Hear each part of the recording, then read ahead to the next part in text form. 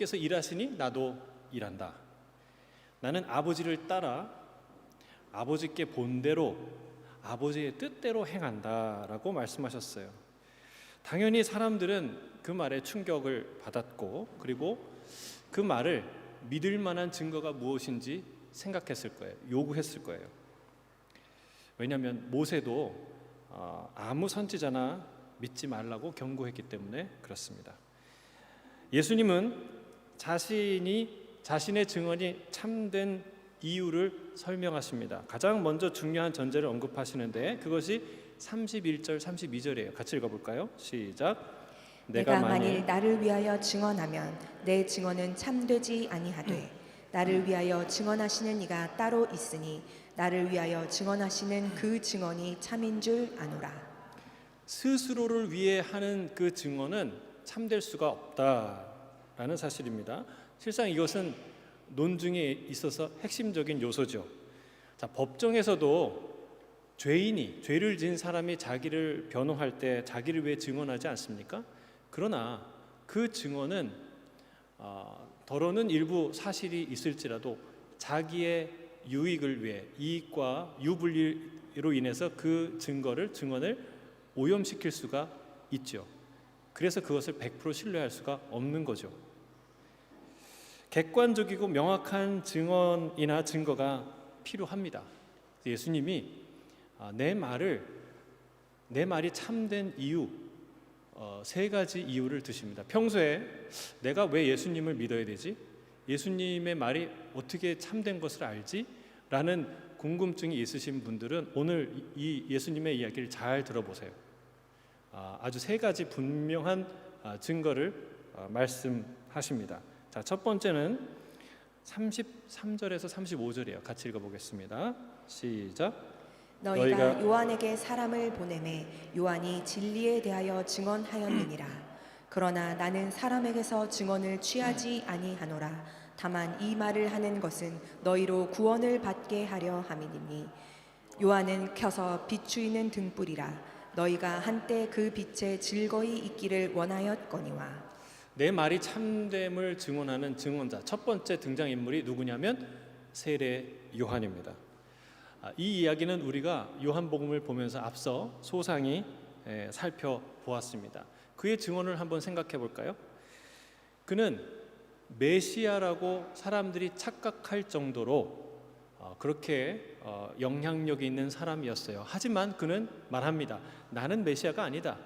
내 뒤에 메시아가 오시는데 나는 그분의 길을 예비하는 광야에 외치는 소리일 뿐이다. 나는 그분의 신발끈을 풀기에도 감당할 수 없다라고 말합니다. 그리고 예수님이 등장하자마자 뭐라고 얘기했어요? 보라, 세상 죄를 지고 가는 하나님의 어린 양이로다라고 선언했어요. 그리고 예수님이 세례받으러 나올 때 성령이 비둘기처럼 하늘에서 내려오는 것을 목격합니다. 그리고 제자들이 특히 스승님, 사람들이 다 저 예수한테 그 세례받으러 갑니다. 그분한테 갑니다라고 얘기하니까 그때 뭐라고 얘기합니까? 나는 기쁘다. 신랑의 친구가 그 신랑의 결혼식에서 기뻐하듯이 나는 기쁘다. 그는 흥하여야겠고 나는 쇠하여야 하리라라고 말합니다. 자, 그 시대에 가장 객관적이고 가장 진실한 증언자를 한 사람 찾으라면 이 세례 요한보다 더 자격이 있는 사람이 있을까요? 아니, 없었을 거예요. 그는 이 수도승이었어요. 그러니까 모든 것을 다 버리고 광야에서 오직 하나님만 바라보고 사는 사람이었어요. 그러니까 그는 학연, 지연, 경제적인 이해관계, 권력과의 상관관계, 이런 모든 것으로부터 자유로운 사람이었어요. 더구나 그는 모든 사람으로부터 오랫동안 주목받은 그리고 지지를 받았던 신실한 하나님의 사람이었습니다. 예수님의 말대로 그는 등불과 같은 존재였어요. 많은 사람들이 그를 우러러봤고 기대했어요. 그래서 수많은 사람들이 그의 가르침을 듣고자 광야로 나왔습니다. 뿐만 아니라 그의 삶을 본받기 위해 세례를 받았습니다. 얼마나 많은 사람들이 세례를 받았으면 그의 별명이, 그의 이름이 세례 요한이겠어요. 그러니까 지대한 영향력을 미친 그 당시에 유일한 사람이, 등불같이 빛나는 사람이 세례 요한이었습니다. 여러분, 그는 실제로 목에 칼이 들어와도 올바른 소리를 한 사람이었어요. 그의 최후가 어떻게 됩니까? 왕에게 직원, 아무도 하지 못할 말을 했기 때문에 그는 교수형의 목이 잘려서 죽게 되죠. 목에 칼이 들어와도 진실을 얘기한 사람이 세례 요한이었어요. 자, 이런 세례 요한을 두고 이 세례 요한보다 더 정확하게, 분명하게, 성령 충만하게, 가장 충실하게 증언할 사람을 뽑을 수 있나요? 없어요. 여러분, 정말 세례 요한은 최고의 증언자였어요. 그런데 놀랍게도 우리 오늘 예수님이 뭐라고 얘기합니까? 나는 사람의 증언을 취하지 아니하노라. 왜 그럴까요? 사람의 증언이 중요하지 않다는 말일까요? 아니에요. 그렇지 않습니다. 여러분, 선교의 역사, 모든 교회의 가장 중심에는요, 사람들의 증언이 있어요. 12 제자들도 다 증언자였어요. 부활, 예수님의 십자가 부활을 증언하는 증언자들이었어요. 여러분, 우리도 증언자인 줄 믿습니다. 그런 부르심이 있지 않습니까? 땅 끝까지 가서 부활의 증인이 되라고 주님이 명령하지 않습니까? 그리고 전도에 미련한 것을 통해서 하나님은 위대한 하나님의 나라를 확장시켜 나간다고 말씀하지 않습니까? 증언은 위대한 거예요. 중요한 거예요. 그런데 그 사람의 가장 탁월한, 가장 진실한 증언보다 훨씬 더 비교할 수 없이 분명한, 확고한 증언이 있다는 거예요. 이게 반어적인 표현이죠. 실제로 여러분, 사람의 증언은 결정적일 수 없습니다. 왜냐하면 사람은 완벽하지 않기 때문에 그렇습니다. 물론 인간의 법정에서 인간의 증언은 결정적입니다. 하지만 메시아로서의 자격을 따지는 그런 법정에서는 더 높은, 더 엄격한 기준이 필요한 거예요. 마치 법정에서 아무리 어린아이의 증언이 제한 조건이 딸리지만 증언이 인정되기도 한다고 해요. 하지만 어린아이의 증언을 성인의 증언처럼 보통 다루지 않는 것과 같은 거예요. 세례 요한이 마치 이 예수님이 메시아인가 아닌가를 가늠하는 법정 앞에서는 그런 어린아이의 증언과 같다. 그것보다 더 분명하고 선명한 위대한 증거가 있다라는 거예요. 그게 뭘까요? 그 두 번째예요. 자, 36절 읽겠습니다. 36절 시작. 내게는 요한의 증거보다 더 큰 증거가 있으니 아버지께서 내게 주사 이루게 하시는 역사, 곧 내가 하는 그 역사가 아버지께서 나를 보내신 것을 나를 위하여 증언하는 것이요. 그러니까 두 번째 증거는 뭐냐? 세례 요한보다 더 확실한, 탁월한 증거는 예수님이 행하신 역사, 일입니다. 이 역사 히스토리가 아니잖아요. The works.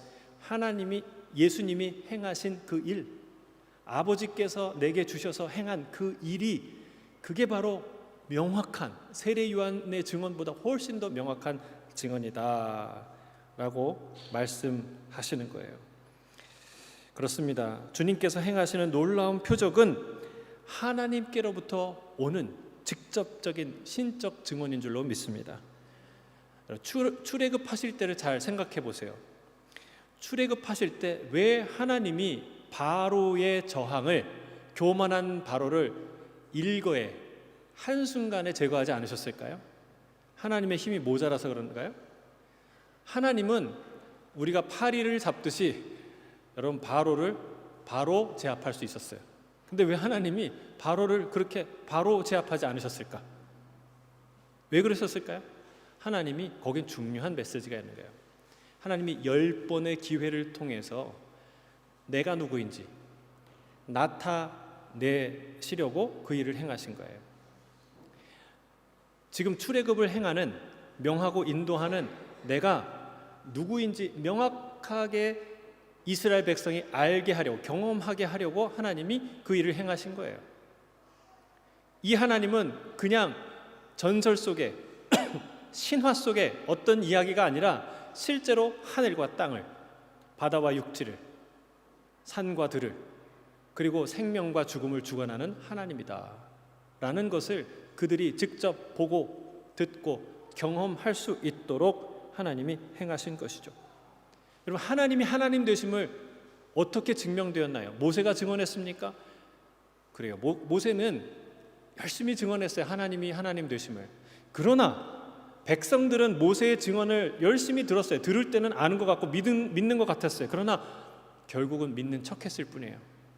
또다시 부인하고 부정하고 불신으로 돌아갔죠. 진짜 하나님이 여호와이심을, 하나님이 하나님 되심을 증명하는 것은 그분이 행하신 사건이었어요. 친히 바다를 가르신 홍해의 기적 사건이었어요. 여러분, 만나와 메추라기를 아무것도 없는 광야, 그냥 스트라스필드에서 이스트우드 가서 아니면 디와이에 가서 어떤 마을을 옮겨 다니면서 그런 축복을 받은 게 아니라 저기 사막, 아무도 살지 않는 아무것도 없는 광야에서 4일 동안, 4주 동안, 4개월 동안이 아니라 40년간 매일 아침 만나와 메추라기로 먹이셨다는 사실입니다. 또한 결정적으로 주님께서 직접 온 땅을 흔들며 구름 가운데 천사들의 나팔 소리 가운데 임하셔서 말씀하셨어요. 여러분, 지금 한 사람이 나와서, 목사가 나와서 얘기해서 그렇게 가만히 앉아 계시지, 하나님이 빽빽한 구름 가운데 이 땅을 흔들며 말씀하시면 여러분 어떻게 하겠습니까? 다 엎드리실 거예요. 다 엎드리실 거예요. 제발 하나님 말씀하지 마시라고, 당신이 듣고 와서 얘기하라고. 그래서 모세가 대언하게 된 것이죠. 여러분, 하나님이 행하신 표적을 직접 보았기 때문에 그들이 모세의 말을 들은 거예요. 알게 된 것이죠. 믿게 된 것이죠. 모세가 너무 말을 잘 전해서 믿어진 게 아니에요. 그 모세가 전한 말의 실체가 바로 하나님이 행하신 일이었어요. 복음서에 나타난 예수님의 기적이 바로 이런 의미를 담고 있다는 것을 기억하는 게 중요합니다. 그저 복음서에 기적이 나타난 이 기적의 이야기는 우리의 관심을 끌기 위해서 적당히 기록한 극적인 효과를 위한 만들어낸 이야기가 아니라는 거예요. 있어도 되고 없어도 되는 이야기가 아닙니다. 5장에는 38년 된 병자를 고치는 사건이 나오지만 이제 6장에는 더 엄청난 일이 나옵니다. 그리고 21장까지 쭉 가면 어마어마한 일이 나타납니다. 여러분, 주님은 이렇게 말씀하셨어요. 요한복음 14장 11절 같이 읽겠습니다. 시작. 내가 아버지 안에 거하고 아버지께서 내 안에 계심을 믿으라. 그렇게 못하겠거든 행하는 그 일로 말미암아 나를 믿으라. 주님이 이 말씀하신 거예요. 내 안에 하나님이 계시고 나는 하나님과 하나인 것을 믿어라. 안 믿어지죠? 잘 안 믿어지죠? 그러니까 이 얘기를 하는 거예요. 그렇다면 내가 하는 일을 통해서 믿어라. 그만큼 하나님이, 예수님이 행하신 일이 너무나 중요한 의미를 갖고 있었던 거예요. 근데 여러분, 많은 사람들이 안타깝게도 성경에서 이 초자연적인 사건을, 하나님의 표적, 예수 그리스도의 표적과 기적 사건을 지우려고 하는 사람들이 있어요. 그러니까 신학자라고 말하는 사람들 중에도 굉장히 많습니다. 안타깝죠. 여러분, 그들의 주장은 그렇습니다. 이게 이성적인 사고에 맞지 않으니 배제해야 된다. 그런 이 사건들을 다 빼면 예수님의 진짜 가르침이 뭔지 우리가 배울 수 있다라고 주장합니다. 사랑하는 성도 여러분, 그렇습니까? 여러분, 이 성경에 나와 있는 예수님의 기적, 표적의 이야기를 빼면 단 몇 가지의 스토리를 빼는 게 아니에요. 성경이 더 컴팩트해지는 게 아닙니다. 사실은 이 성경이 누더기가 되는 거예요. 그 이야기가 빠지면 성경은 누더기가 돼요. 예수님이 그리스도이심을, 하나님의 아들 되심을 증언하는 가장 강력한 증거들은 다 빼놓고 판단해 보겠다는 거예요. 그 판단이 얼마나 어리석은 판단이 되겠습니까? 여러분, 38년 된 병자를 고치려니까 이 사람은 너무 병이 깊어서 못 고치겠어. 적당히 잘 사세요. 막 귀신이 임했는데 군대 귀신이 임했어. 근데 이 귀신은 너무 세갖고 내가 내쫓지는 못하겠어. 그냥 적당히 살아. 그리고 오병이어의 기적을 행하는데 도시락 하나 가지고는 도시락 한 50개 정도는 있어야 내가 뭔가를 좀 해볼 텐데 이거는 이런 기적은 못하겠어 라고 말하는 예수가 어떻게 죽음의 권세를 깨뜨린 생명의 주관자가 되시는 만왕의 왕 되시는 그리스도가 메시아가 될 수가 있겠습니까? 여러분, 우리가 잠언을 묵상하는데 잠언의 지혜자가 이 말을 하더라고요. 잠언 30장 5절에 하나님의 말씀은 다 순전하며 하나님은 그를 의지하는 자의 방패시니라. 여러분, 하나님의 말씀은 순전한 줄로 믿습니다. 순전한데 순전한 일부가 순전한 게 아니에요. 성경에 요 빨간 글씨 요것만 예수님의 말씀을 강조해서 빨간 글씨로 했는데 요 글씨만 순전한 성경이 아니에요. 다 순전하니 전부가 순전하다는 거예요. 전부가 빠짐없이 순전하다는 거예요. 예수님도 율법의 1.1획도 빼지 말라고 경고하셨습니다. 요한계시록도 만일 누구든지 이 두루마리의 예언의 말씀에서 제하여 버리면 하나님이 이 두루마리에 기록된 생명의 나무와 및 거룩한 성의 참여함을 제하여 버리시리라 경고하셨습니다. 여러분, 하지만 성경을 보니까 주님의 기적을 보고 그 현장에 있었던 사람도 하나님을 안 믿는 사람도 있더라고요. 그렇죠? 그러니 이렇게 몇천 년 지나서 이 이야기를 듣고 안 믿는 사람이 있다는 것은 이해할 만한 일이고 그럴 수도 있겠다라는 생각이 들어요. 하지만 여러분, 분명한 것은 이성적으로 믿기 어려운 표적들이 일어났고 그리고 그 표적을 통해서 그 일 때문에 사람들은 예수님을 하나님의 아들이라 메시아라 받아들이고 믿게 되었다는 사실입니다. 예수님의 기적, 표적, 초자연적인 사건은 사실이며 사실이어야 합니다. 만약 이것이 픽션이 되면 예수님의 존재 자체가 픽션이 되고 그분이 우리에게 전한 모든 복음, 그것이 픽션이 되고 그 복음을 믿는 우리의 존재와 우리 믿음 모든 것이 다 픽션이 될 수밖에 없다는 사실입니다. 사랑하는 성도 여러분, 예수님이 행하신 모든 일을 통해서 그 놀라운 일들을 통해서 예수님을 하나님의 아들로 믿게 되는 역사가 저와 여러분 안에 있게 되기를 주의 이름 축복합니다. 자, 세 번째 증거는 37절에서 39절이에요. 함께 읽겠습니다. 시작. 또한 나를 보내신 아버지께서 친히 나를 위하여 증언하셨느니라. 너희는 아무 때에도 그 음성을 듣지 못하였고 그 형상을 보지 못하였으며 그 말씀이 너희 속에 거하지 아니하는 이는 그가 보내신 이를 믿지 아니함이라. 너희가 성경에서 영생을 얻는 줄 생각하고 성경을 연구하거니와 이 성경이 곧 내게 대하여 증언하는 것이니라. 자, 가장 신실한 사람의 증언, 그것과 그 다음에 하나님의 아들밖에 할 수 없는 그 놀라운 표적들, 그것을 다 보여주셨어요. 근데 그럼에도 불구하고 의심하는 사람들을 위해서 세 번째 하나님 주신 증언은 뭐냐면 하나님의 말씀입니다. 성경입니다. 물론 이 모든 증언의 근원은 하나님 아버지이시죠. 하나님이 보내시고 하나님이 기적을 행하게 하시고 하나님이 말씀을 증언하시는 분이시죠. 근데 이 하나님의 증언을 사람들이 들을 수 있고 알 수 있도록 보여주는 것이 바로 성경입니다.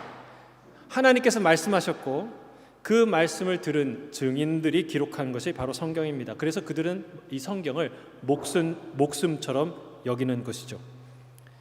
성경은 한 인간이 하나님을 만나는 가장 직접적이고 확실한 방법입니다.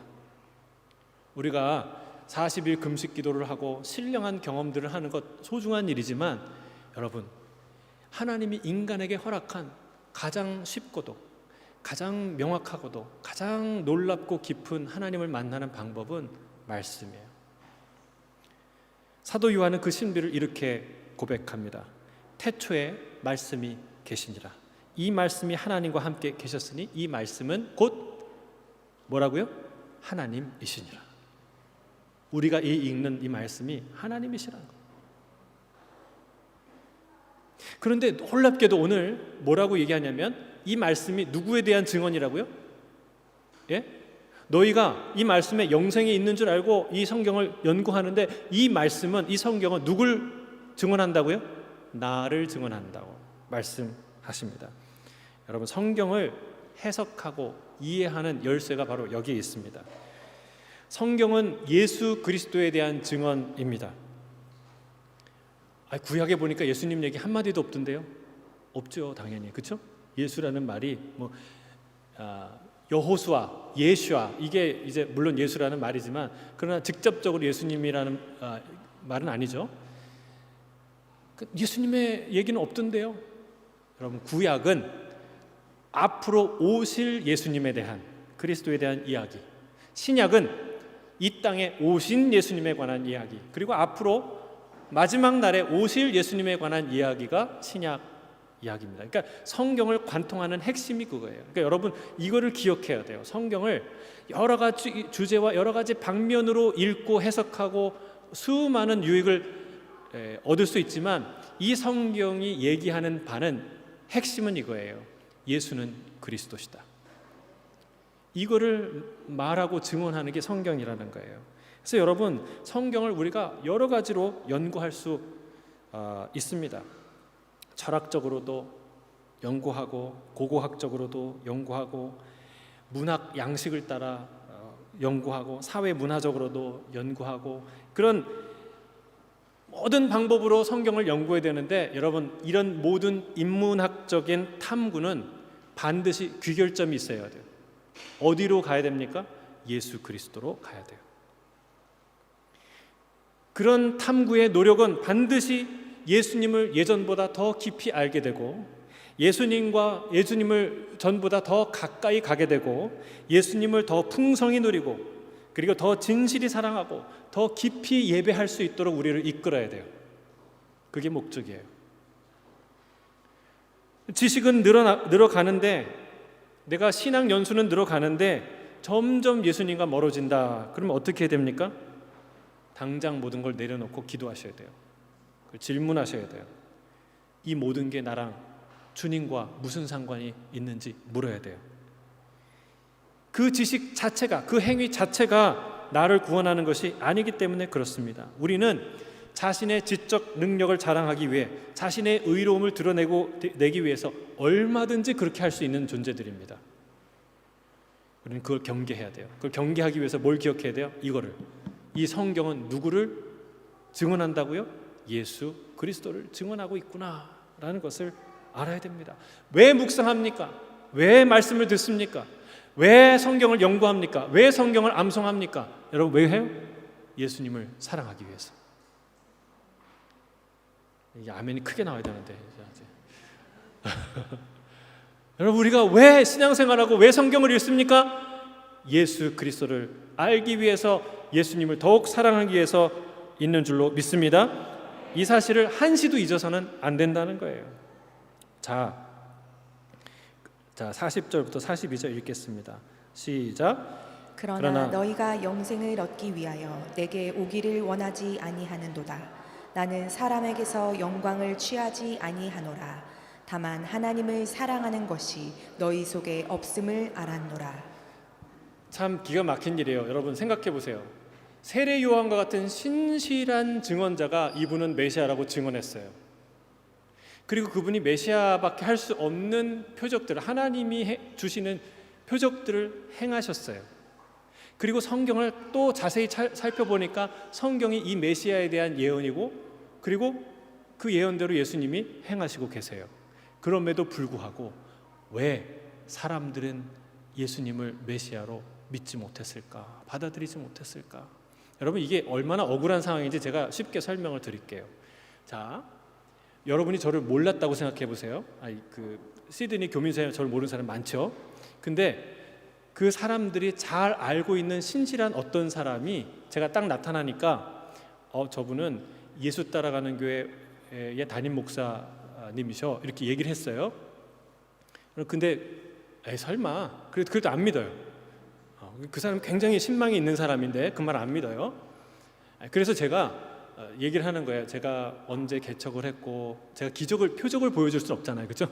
제가 예수 따라가는 교회 담임 목사로서 제가 알고 있는 이야기들을 하는 거죠. 이런저런 얘기, 우리 성도들에 관한 얘기, 사역에 관한 얘기, 베트남 목회자 세미나 이번에 축복하자 캄보디아 아울리치 갔다 왔는데 이 얘기를 다 했어요. 그런데도 안 믿어요. 그런데도 안 믿어요. 그런데도 안 믿어요. 그런데 마지막 세 번째, 유튜브를 보니까 예수 따라가는 교회 유튜브에 제 얼굴이 나오는 거예요. 똑같은 사람이 설교를 하고 있는 거예요. 세 번째 명확한 증거들이 있어요. 그런데도 안 믿는다면, 물론 그 사람이 날 믿어줘야 될 필요는 없겠지만, 여러분 그런 상황이면 미치고 팔짝 뛰는 노릇 아닙니까? 그 정도로 명확하게 내 신분을 얘기했으면 믿어야 되지 않습니까? 그런데 안 믿는다는 거예요. 이런 상황이 온 거예요. 이렇게 부인할 수 없는데, 모를 수 없는데 예수님이 이 세 가지 증거를 통해 증거가 됐음에도 불구하고 그들이 안 믿는 이유, 그들이 그 모든 것을 거부하는 이유, 핵심에 뭐가 있었냐? 그게 바로 42절이에요. 42절 다시 읽겠습니다. 시작. 다만 하나님을 사랑하는 것이 너희 속에 없음을 알았노라. 뭐가 없다고요? 사랑하는 마음. 여러분, 그 사람이 날 미워하는 거예요. 날 싫어하는 거예요. 사랑하지 않는 거예요. 그래서 인정하고 싶지 않은 거예요. 다 무슨 말을 해도 안 믿는 거예요. 왜? 사랑하지 않으니까. 여러분, 이사야 29장 13절에 주님이 이렇게 말씀하십니다. 같이 읽겠습니다. 시작. 주께서 이르시되 이 백성이 입으로는 나를 가까이하며 입술로는 나를 공경하나 그들의 마음은 내게서 멀리 떠났나니 그들이 나를 경외함은 사람의 계명으로 가르침을 받았을 뿐이라. 여러분, 입술로는 하나님을 무척 사랑해요. 입만 열면 오 하나님 감사합니다, 다 주님의 은혜입니다, 주님 영광입니다, 다 이렇게 얘기를 하는데 사실 그 마음속에 하나님을 사랑하는 마음이 없어요. 이것처럼 기막힌 위선이 어디 있겠습니까? 여러분, 하나님이 뭘 원하십니까? 더 많은 헌금? 더 많은 봉사? 여러분, 더 많은 선교? 여러분, 진짜 하나님이 원하시는 건 뭐예요? 너희는 마음을 다하고 뜻을 다하고 힘을 다하여 내 하나님 여호와를 뭐 하라고요? 기도하라? 예배하라? 제사하라? 헌신하라? 여러분, 그 다 하나하나가 중요하지만 가장 그 모든 것들은 사랑에 담겨 있어요. 사랑에. 여호와를 사랑하는 것. 여러분, 양과 소를 끌고 오는 게 뭐가 중요하겠어요? 하나님이 양과 소가 없어요? 그 양과 소에 자기가 갖고 있는 흠도 없고 점도 없는 소중한 딸처럼 아들처럼 길러온 그 양을 바치는 그 마음에 뭐가 담기길 원하는 거예요? 하나님을 향한 사랑. 주님은 이만큼 나에게 중요한 분이에요 라는 마음을 담아 갖고 오길 원하는 거예요. 근데 그 형식은 있는데 그 마음이 없어. 어떤 마음이 있어요? 나 잘 되기 바라는 마음, 우리 아들 잘 되고 건강하고, 오직 그런 마음으로 충만해요. 그런 마음이 나쁘다는 게 아니라 뭐가 없다고요? 하나님을 향한 사랑이 부재할 때 그게 악한 것이 돼요. 하나님을 사랑하면서 우리 가정의 건강을 위해, 여러분 우리의 식구들의 잘 되는 것을 위해 빌고 소원하는 게 뭐가 나빠요? 그게 나빠지는 이유 단 한 가지, 하나님을 사랑하는 마음이 없어질 때 그렇습니다. 우리 마음에 하나님을 사랑하는 마음이 없다는 것이야말로 가장 큰 문제이고 모든 재앙의 시작이고 가장 끔찍한 죄악입니다. 근데 여러분, 이 얘기를 하면 여러분 중에 어떤 사람은 이렇게 생각할지 몰라요. 아니, 내 안에 사랑이 없다는데, 그런 마음이 안 생긴다는데 그 어쩌라는 말이냐? 이렇게 반론을 제기하는 분도 있을 수 있습니다. 그렇습니다. 그 말은 일리가 있어요. 우리가 세상의 모든 걸 다 사랑하지 않습니다. 모든 걸 다 사랑하고 살진 않습니다. 그럴 필요도 없고. 여러분, 우리가 한 남자가 모든 여자를 사랑합니까? 한 여자가 모든 남자를 사랑합니까? 아니에요. 여러분, 노래를 참 제가 좋아하는데 모든 노래를 사랑하지 않습니다. 그렇죠? 어떤 사람은 트로트만 나오면 바로 이제 꺼버리는 사람이 있고, 어떤 사람은 발라드만 나오면 막 하품해서 지루하다고 얘기하는 사람이 있고, 어떤 사람은 락 막 시작하면 막 그냥 머리를 쥐어짜는 사람이, 클래식만 나오면 그냥 조는 사람이 있어요. 모든 것을 다 사랑하지는 않아요.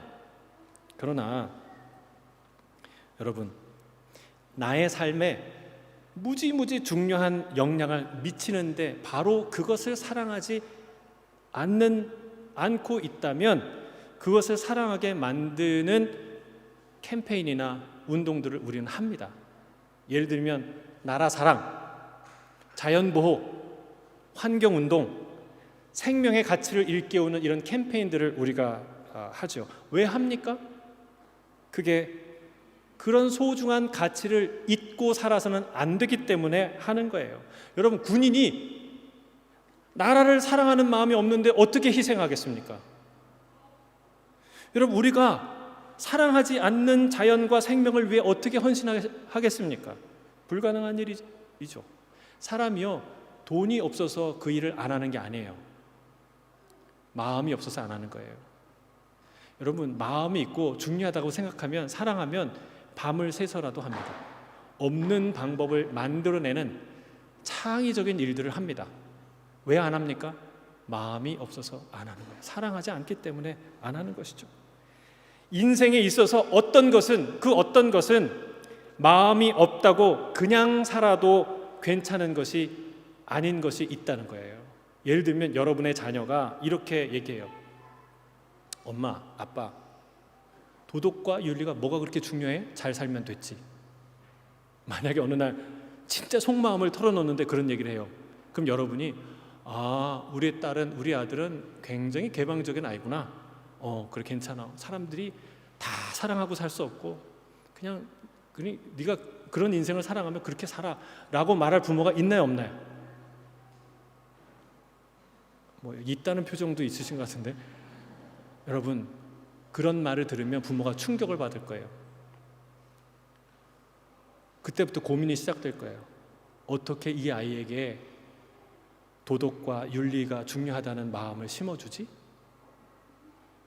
만약에 부모 공경, 정직 이런 게 하나도 중요하지 않아, 내 인생에는 그냥 뭐 즐기는 것, 젊음을 즐기는 것, 이게 중요하지라고 말하는 그 젊은이에게 여러분, 괜찮아, 그래, 그렇게 살아도 네 자유지, 마음껏 살아, 이렇게 말할 부모가 세상에 어디 있냐는 거예요.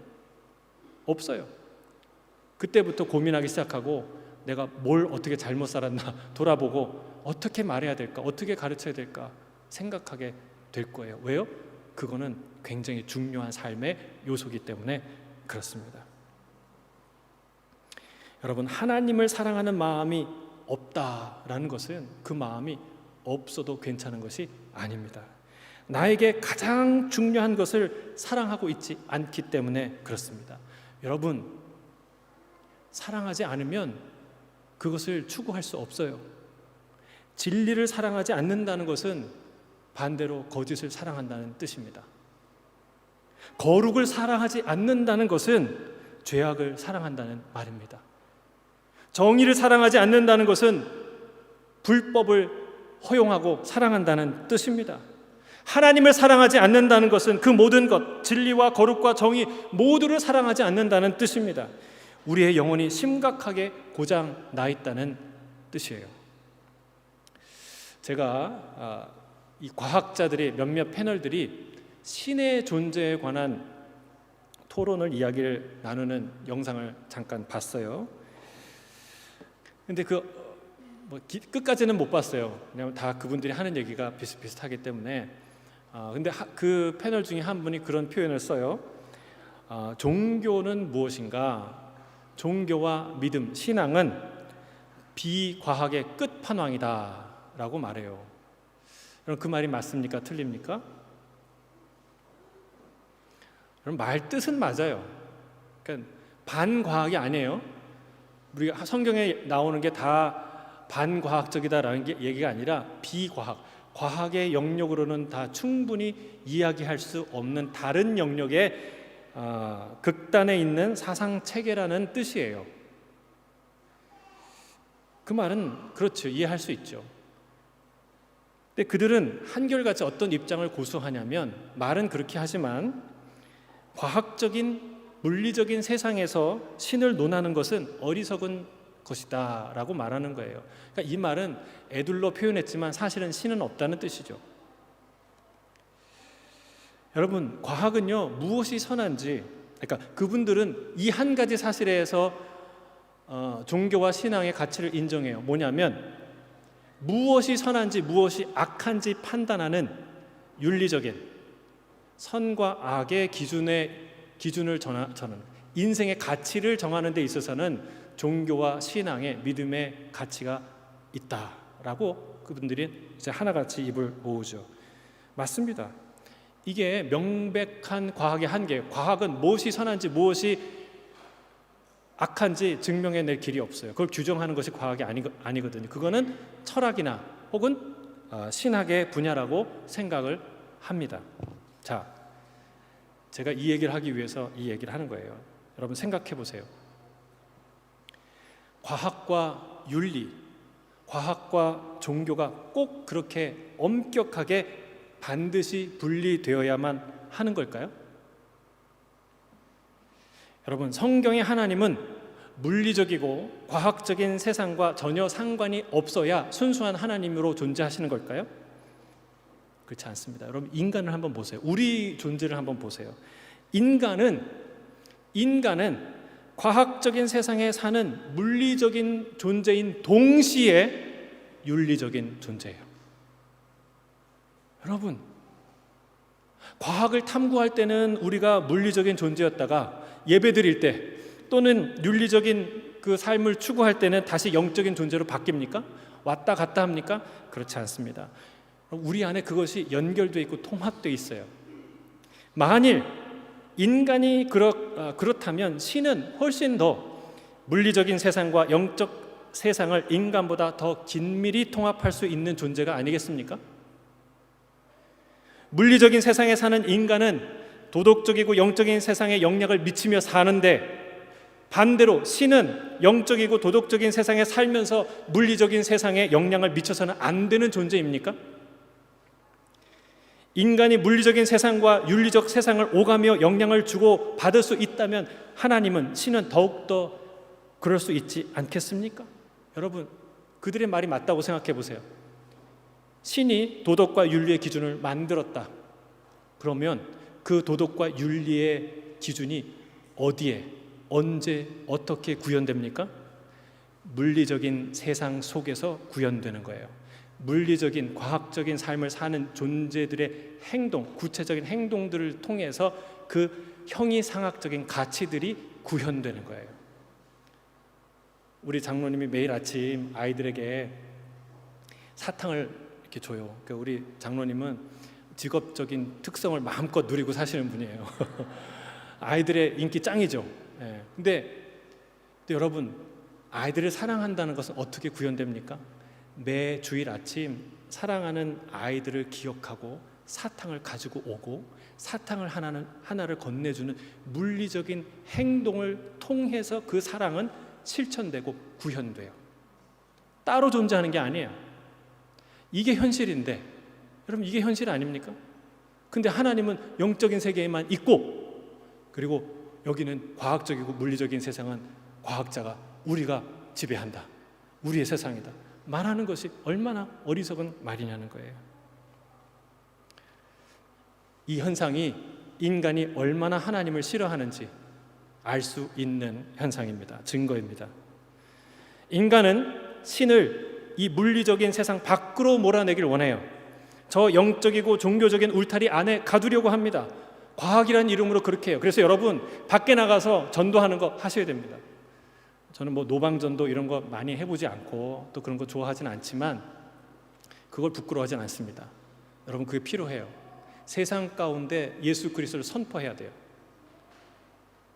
그건 결코 부끄러운 일이 아니에요. 사람들이 너 그런 얘기는 교회 가서나 해, 네 집에서나 해. 이렇게 한다고요. 여러분 거기에 밀리면 안 돼요. 종교의 자유의 의미는 바로 거기 있어요. 세상 속에서 하나님을 선포하는 여러분 그런 태도가 중요해요. 하나님은 어떤 영역에 어떤 공간에 갇혀 계신 분이 아니에요. 갇혀 계셔야 되는 분이 아니에요. 근데 우리가 그렇게 만들고 있다는 거예요. 마치 부어라 마셔라 기울이는 술잔처럼 서로 영광을 주고받는다고 얘기하잖아요.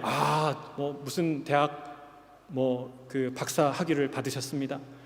무슨 논문을 받으셨습니다. 서로 높이고 영광을 주고받으면서 서로 술잔을 기울이면서 자기들의 술판을 만들어가는 것처럼 세상이 자기들이 주도하는 세상을 만들어가고 있다고 예수님 말하는 거예요. 하나님의 영광 그따위는 필요 없다는 거예요. 사랑하는 성도 여러분, 하나님을 생각해 보세요. 성경은 하나님을 뭐라고 얘기해요? 하나님은 사랑이시다. 하나님 자체가 사랑이에요. 사랑은 하나님께로부터 왔어요. 근데 하나님을 보고 사랑이 안 느껴지겠습니까? 여러분 우리 연예인들 중에도 있고 우리 중에도 그 러블리한 사람이 있어요. 러블러블한 사람, 그렇죠? 보면은 막 사랑이 느껴지는, 안 그렇습니까? 근데 하나님을 보면 어떤 마음이 드시겠어요? 사랑 자체이신 하나님. 이 세상의 절절한 모든 사랑의 마음과 감정과 그 모든 것이 어디로부터 왔습니까? 하나님으로부터 왔어요. 그 사랑의 근원은 다 하나님이에요. 하나님이 우리를, 여러분 지혜를 주셨으니까 우리가 뭔가를 깨닫잖아요. 마찬가지예요. 하나님의 사랑을 주셨기 때문에 사랑할 수 있는 거예요. 사랑이 마려운 거예요. 사랑이 고픈 거예요. 왜? 하나님 우리에게 사랑을 주셨기 때문에. 그 사랑의 근원은 어디예요? 하나님이에요. 근데 사랑을 주신 하나님이 안 사랑스러우시겠어요? 얼마나 사랑스러우신 분이겠어요? 근데 우리가 그 하나님을 생각하면 사랑에 빠져듭니까? 아니죠.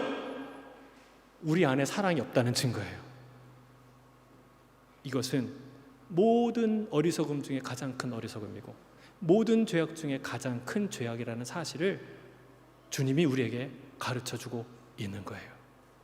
너희가 증거가 모자란 게 아니고 지능이 모자라는 게 아니고 하나님을 사랑하는 마음이 없기 때문에 그렇다. 하나님을 안 사랑하니까 안 받아들이는 거예요. 여러분 하나님은 삼위일체라는 말 자체가 사랑을 가장 놀랍게 표현하는 게 삼위일체예요. 각각 세 분이 마치 떨어질 수 없는 한 몸처럼 존재한다는 거예요. 여러분 이거 경험해 보셨습니까? 세상에 없는 사랑이에요. 그러나 하나님 주신 사랑이고 존재하는 사랑이에요. 우리가 천국에 가서 누릴 사랑이에요. 하나님은 사랑이세요. 근데 그 하나님을 기억하며 배워가며 우리 안에는 사랑을 느끼지 못한다는 것은 가장 큰 비극이죠. 주님이 경고하십니다. 요한계시록 2장 4절 5절 같이 읽겠습니다. 시작. 그러나 너를 책망할 것이 있나니 너의 처음 사랑을 버렸느니라. 그러므로 어디서 떨어졌는지를 생각하고 회개하여 처음 행위를 가지라. 만일 그리하지 아니하고 회개하지 아니하면 내가 내게 가서 내 촛대를 그 자리에서 옮기리라. 사랑하는 성도 여러분, 우리가 가장 두려워해야 되는 것은 뭐냐면 우리 안에 하나님의 사랑이 없다는 사실이에요. 그래서 예수님 얘기 들어도 재미가 없고 천국 얘기에도 관심이 없고 뭘 얘기해도 귀에 안 들어오는 거예요. 그 말이 안 맞아서, 증거가 없어서가 아니라는 거예요. 여러분 이 예수님의 경고를 들으시길 바랍니다. 첫 사랑을 회복하시길 주의 이름 축복합니다. 정작 우리에게 회복되어야 될 마음은 하나님을 사랑하는 마음입니다. 하나님을 사랑하는 것이 먼저입니다. 여러분 그것이 율법의 내용입니다. 이 마음은 성령께서 부어주시는 줄 믿습니다. 말씀을 통해서 회복되는 줄 믿습니다. 기도를 통해 깊어지고 예배를 통해 뜨거워질 줄 믿습니다. 하나님을 사랑하는 마음이 날마다 더욱 뜨거워지는 저와 여러분이 되시기를 주의 이름 축복합니다. 말씀을 정리해요. 기억하세요. 예수님이 하나님의 아들이라는 증거 세 가지 뭐예요? 첫째, 신실한 증인 세례 요한의 증거. 두 번째, 예수님이 하신 놀라운 표적들, 특히 십자가와 부활. 이건 뭐 너무 길어서 뺐어요. 중요한 사건이죠. 셋째, 하나님의 말씀, 성경 자체라는 거예요. 성경의 모든 말씀이 예수 그리스도를 증언하고 있다는 거예요. 하지만 이렇게 명확한 증거와 증언이 있어도 예수를 그리스도를 알지 못하는 이유가 무엇입니까? 우리 안에 하나님을 향한 사랑이 없다는 사실입니다. 하나님을 사랑하는 마음이 없기에 그 명백한 증거도 다 소용이 없게 되는 것이죠. 우리가 2023년도 마지막을 보내면서 주님이 우리에게 하시는 말씀, 우리의 한 해 그리고 지나온 모든 삶을 돌아보면서 얘기하는 거예요. 네 안에 나를 사랑하는 마음이 있느냐? 2024년을 시작하면서 또 남은 인생을 달려갈 방향을 다시 조정하면서 주님이 말씀하시는 거예요. 하나님을 사랑하는 그 마음을 향해 너가 다시 달려가겠느냐? 여러분, 하나님을 사랑하는 저와 여러분 되시길 주의 이름으로 축복합니다. 함께 기도하겠습니다.